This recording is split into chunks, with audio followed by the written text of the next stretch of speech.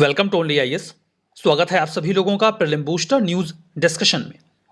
आज है 9 नवंबर 2021। तो आइए देख लेते हैं कि ऐसे कौन से इंपॉर्टेंट आर्टिकल्स हैं जो आज हम कवर करने वाले हैं। हमारा फर्स्ट आर्टिकल कादर ट्राइब के बारे में है। अभी हाल ही में कादर ट्राइब से संबंधित कुछ परिवारों को अनाईमलाई टाइगर रिजर्व यानी कि एटीआर में कुछ जमीन पट्टा के रूप में दे दी गई। अगर कोई जमीन उन्हें पट्टा के रूप में मिल गई है मतलब वो वहां पर कोई घर बना सकते हैं और आसपास के रीजन में कुछ खेती बाड़ी भी अगर कुछ उगाना चाहते हैं तो कर सकते हैं। इसके पहले कि हम आगे बढ़ें, मैं आपको अनाईमलाई टाइगर रिजर्व की लोकेशन दिखा देता हूं।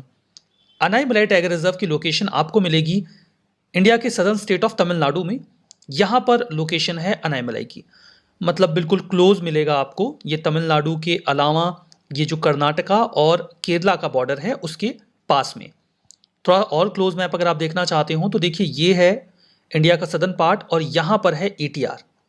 तो ये लोकेशन आपको दिख गई। देखिए अब बात करते हैं कादर ट्राइब के बारे में। जो कादर ट्राइब है ये एक छोटी सी ट्राइब है जो सदर्न इंडिया में पाई जाती है। ये आपको केरला में कोचीन और तमिलनाडु में कोयम्बटूर का जो बॉर्डर वाला एरिया है वहीं पर मेजरली मिल जाएंगे। जो कादर्स होते हैं वो 5 प्रिमिटिव ट्राइबल ग्रुप्स जो केरला में पाए जाते हैं उनमें से एक हैं। इनकी पॉपुलेशन स्टेट की टोटल ट्राइबल पॉपुलेशन की 5% है। कंफ्यूज मत होइएगा, हम स्टेट की टोटल पॉपुलेशन की बात नहीं कर रहे हैं, हम बात कर रहे हैं स्टेट की टोटल ट्राइबल पॉपुलेशन की, और उसका 5% ये स्पेसिफिक ट्राइब है।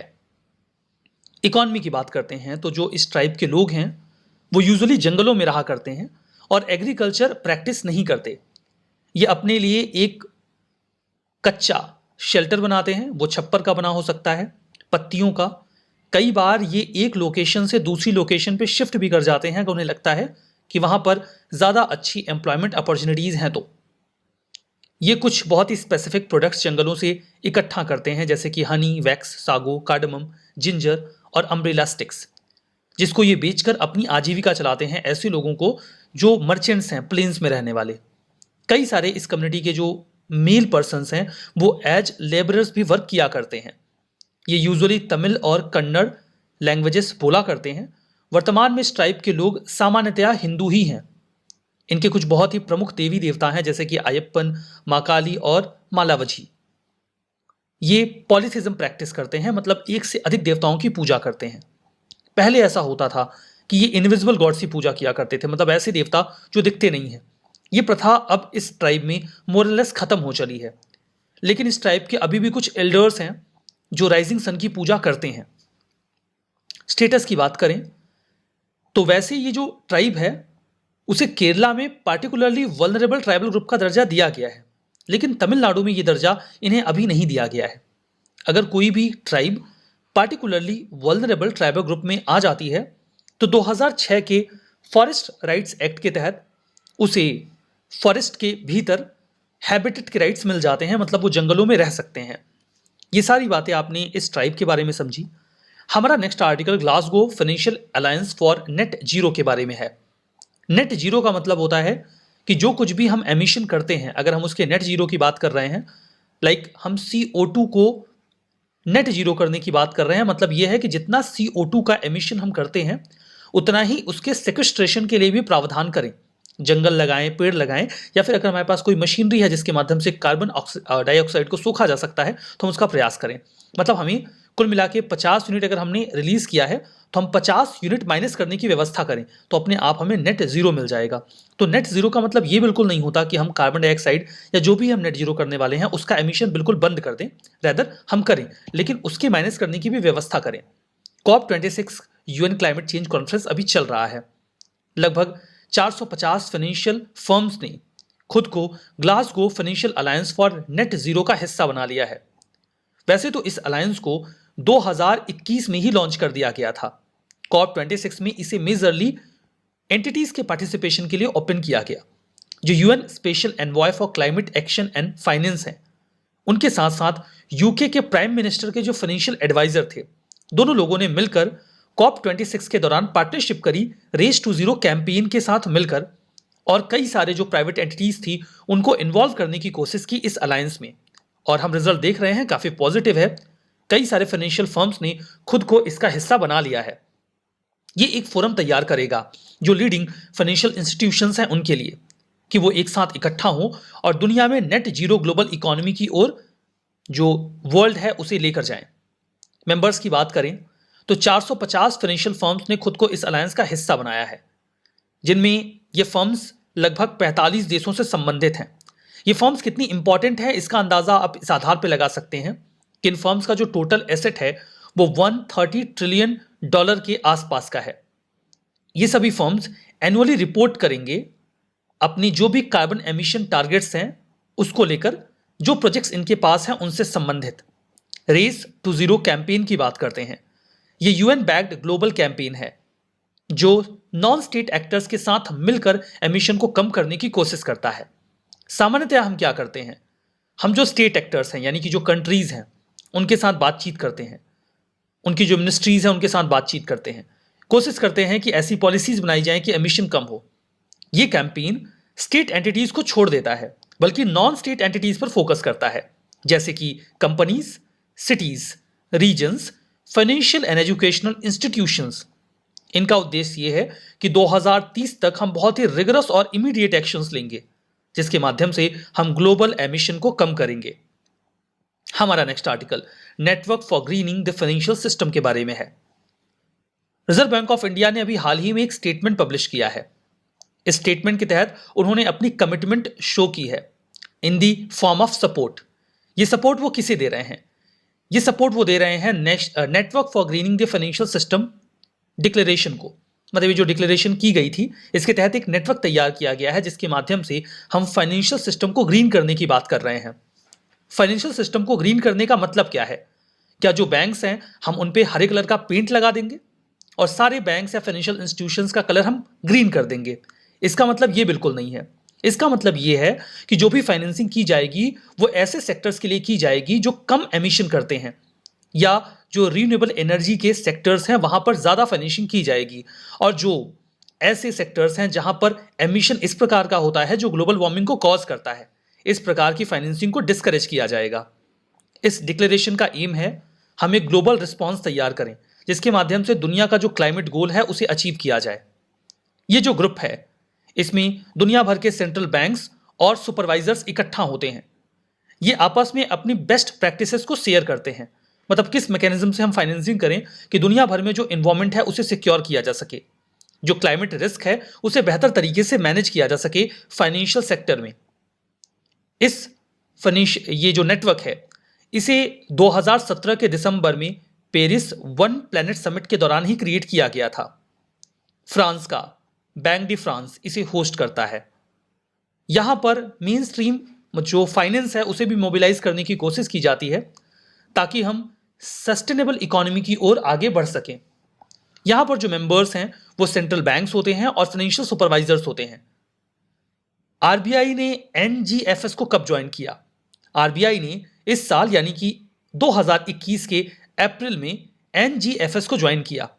इसके बाद आरबीआई ये उम्मीद करता है कि हमें दुनिया भर के जो बैंक्स हैं या फाइनेंशियल इंस्टीट्यूशंस हैं उनसे जो बेस्ट प्रैक्टिसेस हैं वो सीखने को मिलेंगी, जिसके माध्यम से हम भी ग्लोबल एफर्ट में पार्टिसिपेट कर पाएंगे, जिसके माध्यम से ग्रीन फाइनेंस को बढ़ावा मिलेगा।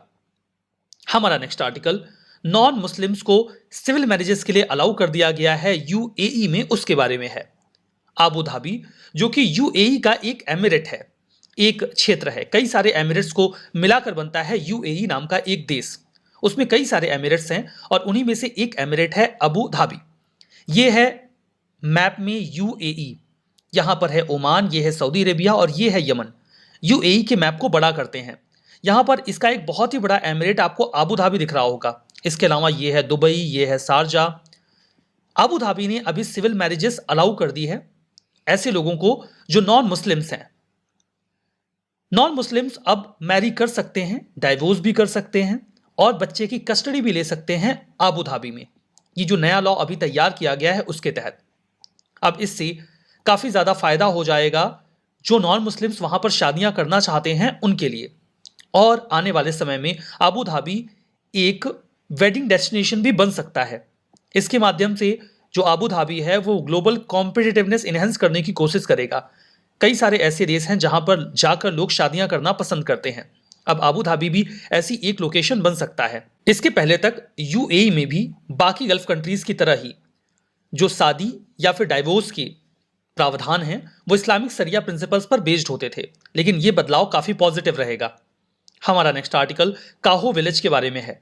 ये विलेज न्यूज में है बिकॉज इसके ऊपर अरुणाचल प्रदेश एक डॉक्यूमेंट्री तैयार कर रहा है ताकि हम इंडिपेंडेंस की जो 75th एनिवर्सरी है उसे सेलिब्रेट कर सकें। ये गांव आपको इंडिया चाइना बॉर्डर पे मिलेगा। कई बार इसे देश का पहला गांव भी कहा जाता है। खैर ये तो सब्जेक्टिव बात है, मतलब किस तरफ से, पूर्व की ओर, नॉर्थ की ओर पहला गांव कुछ और होगा, साउथ की ओर कोई और होगा, और ऑब्वियसली ईस्ट की ओर भी, वेस्ट की ओर भी कोई और होगा, बट कई बार कह दिया जाता है। आखिर ये गांव न्यूज में क्यों है? काहो गांव के जो लोग थे उन्होंने 1962 के वॉर के दौरान इंडियन आर्म फोर्सेस की काफी मदद की थी, जबकि चाइनीज सोल्जर्स बहुत बड़ी संख्या में थे और इंडियन सोल्जर्स की संख्या कम थी। इसलिए काहो विलेज के लोगों के इस कंट्रीब्यूशन को देश याद करता है। काहो विलेज आपको इंडिया चाइना बॉर्डर पे मिलेगा, जो कि आपको एंजॉ में मिलेगा। एंजॉ एक डिस्ट्रिक्ट है, ये है एंजॉ डिस्ट्रिक्ट, आप मैप में देख सकते हैं। अरुणाचल प्रदेश में टोटल 11 डिस्ट्रिक्ट हैं, उनमें से एक एंजॉ है और एंजॉ में ही आपको ये गांव मिलेगा।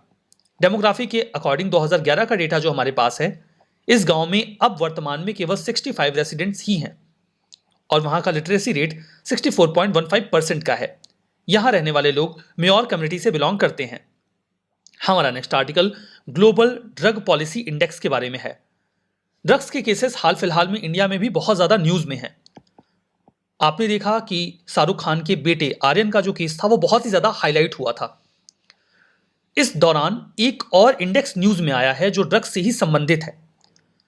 ग्लोबल ड्रग पॉलिसी इंडेक्स, इसे संडे को रिलीज किया गया। हार्म रिडक्शन कंसोर्टियम ने इस इंडेक्स को तैयार किया है। यह इस प्रकार का कोई पहला इंडेक्स है जो इस बात को एनालाइज करेगा कि दुनिया भर में जो देश हैं वहां पर ड्रग्स को लेकर कैसी पॉलिसीज हैं और जो लोग इसकी चपेट में आते हैं उनको लेकर क्या प्रावधान है। यहां पर डेटा ड्रिवन ग्लोबल एनालिसिस किया गया है। यहां पर दो बातों को आधार बनाया गया है। पहला, ऑन पेपर क्या है। ऑन पेपर होने का मतलब यह है कि वहां पर लॉज कैसे हैं, और दूसरा ऑन ग्राउंड सिचुएशन क्या है, मतलब कि जो भी लॉज बनाए गए हैं उनका इंप्लीमेंटेशन क्या है। तो मतलब लॉज एंड उनका इंप्लीमेंटेशन, इन दोनों बातों को आधार बनाकर इस पॉलिसी इंडेक्स को तैयार किया गया है। यहां पर 5 बड़े डायमेंशंस कवर किए गए हैं, जैसे कि क्रिमिनल जस्टिस का मैकेनिज्म क्या है, एक्सट्रीम रिस्पॉन्स कैसे दिए जाते हैं ड्रग्स के केसेस में, हेल्थ और हार्म रिडक्शन के लिए क्या प्रावधान है, इंटरनेशनली कंट्रोल्ड मेडिसिन्स कितनी एक्सेसिबल हैं ऐसे लोगों के लिए जो ड्रग्स के लती हो गए हैं या आदती हो गए हैं, क्या उन्हें उससे बाहर निकालने के प्रयास किए जाते हैं, और डेवलपमेंट का क्या मैकेनिज्म है। जैसे कुछ प्लांट्स ऐसे होते हैं जिन्हें उगाया जाता है कुछ मेडिसिनल पर्पज से, लेकिन उन्हीं का इस्तेमाल ड्रग्स बनाने के लिए भी किया जाता है।